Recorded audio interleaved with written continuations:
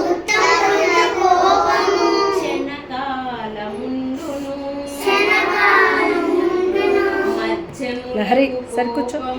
మధ్యములకు కోపము రెండు గడియలుండును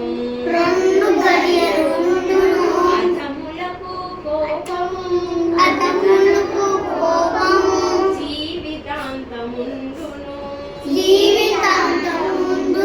వద్దు వద్దు మనకు వద్దు పాడు కోపము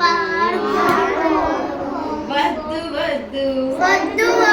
మనకు వద్దు పాడు కోపము లేదు అంతకన్నా వేరు నరకము అన్నారా జాహ్నవి